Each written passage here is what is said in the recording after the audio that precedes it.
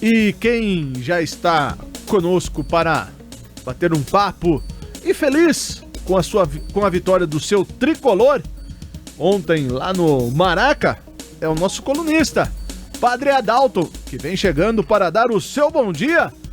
Padre! Opa, travou. Opa, não dá pra saber se ele tá travado ou se é... Porque às vezes é o jeitão dele, né? Ficar paralisado ali, né, padre? Olha lá. Não, tá travado. Tá travado. Agora foi. Aí, agora sim. Óbvio, tá vendo? Bom dia, padre! Tudo bem com o senhor? Bom dia. Você falou que a semana é meio de muita água, só espero que não seja água no chopp no domingo, né? É, tomara que não seja água no Verdade. chopp no domingo. Padre, o que o senhor nos Tudo em preparou? ordem por aí, tudo em ordem. tranquilo. Graças a Deus. Bom, eu preparei uma fala hoje a partir de algumas questões ligadas a essa dimensão da filosofia sobre narrativas e verdade. Eu creio que é muito importante hoje em dia, principalmente pelo contexto que nós estamos vivendo no nosso país, mais uma vez refletir sobre isso.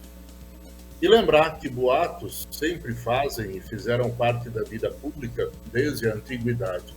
Quando a gente olha para a história de Roma, nós vemos que era comum a pichação em muros com afirmações referentes a personagens importantes da República Romana, da cidade romana, que era aquilo que impactava diretamente na vida pública. E o rumor é um acontecimento político. Então, só se espalha porque toca num ponto sensível da sociedade. E a questão central não é se é verdade ou não, se tem veracidade ou falsidade, mas a questão central é o impacto que esse boato causa na cena política. O que ele revela. No fundo, identificar a origem do boato não é importante, mas o mais importante é descobrir o que este boato está escondendo.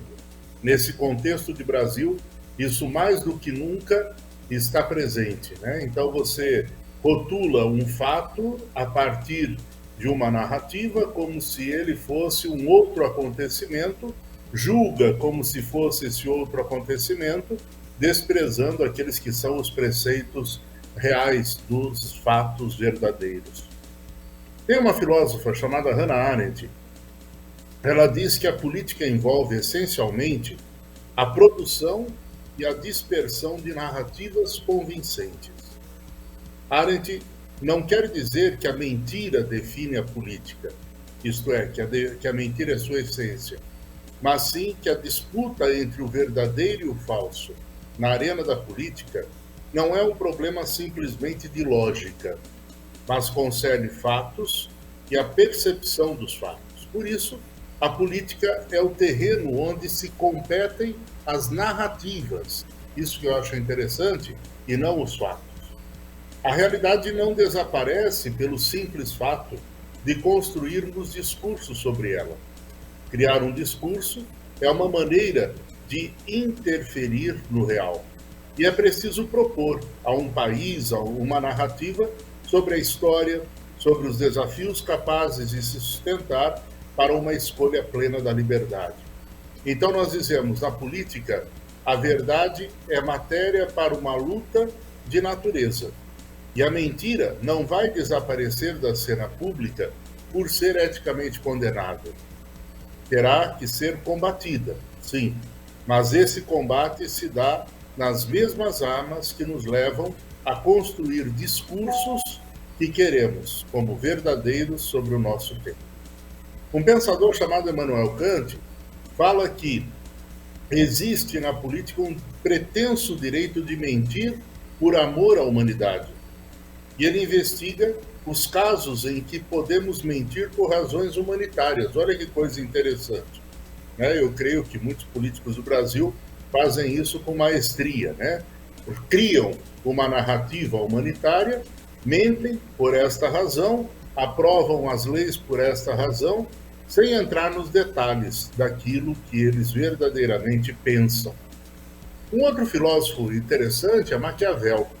Maquiavel, ele se debruça sobre esse estatuto da política E ele se preocupa em fundar um saber sobre a política na verdade efetiva das coisas.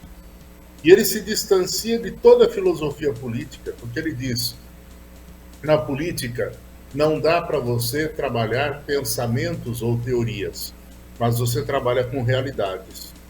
Só que estas realidades supõem que você traga consigo um discurso pelo qual você esteja disposto a lutar. Então, o político nem sempre traz uma verdade, um compromisso, mas traz um discurso que o conduz, um discurso que o leva a pensar.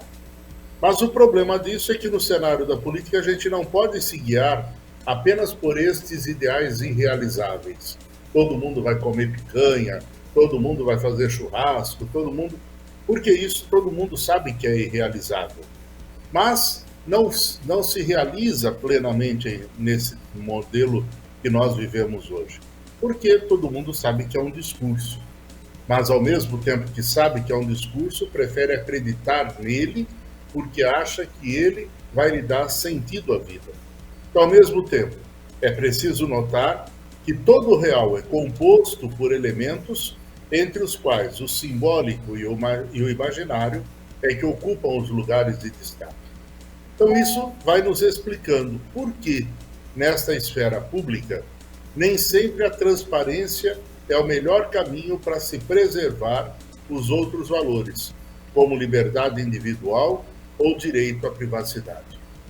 O ministro Joaquim Barbosa, do Supremo Tribunal, no livro Dimensões Políticas da Justiça, ele partilha com diversos pesquisadores a ideia de que as diversas fases do conturbado relacionamento entre justiça e política revela que não se pode superar estas duas esferas da vida pública e privada sob a pena de se deixar de lado o aspecto essencial da realidade que vivemos. Ele diz assim: talvez o fato mais importante seja a invasão da política pela lógica do judiciário. Conflitos políticos são tratados como disputas jurídicas e perdem sua especificidade, alterando as regras que os guiam. Assim, quando se recorre repetidamente ao judiciário para resolver tarefas políticas, se abre mão do equilíbrio dos poderes e respeito das garantias para adotar um pensamento de um ou outro togado que se julgue senhor absoluto, ou, nas palavras de Montesquieu, não buscamos o equilíbrio entre poderes por uma razão moral, mas porque os poderes tendem a devorar-se uns aos outros. E no caso brasileiro, a judicialização da política, como nós estamos vendo, implica o enfraquecimento dos poderes do Estado, principalmente do legislativo, e a politização do judiciário. Esse confronto é revelador de um processo muito mais amplo e profundo, não apenas sinal de uma crise envolvendo o momento que estamos passando.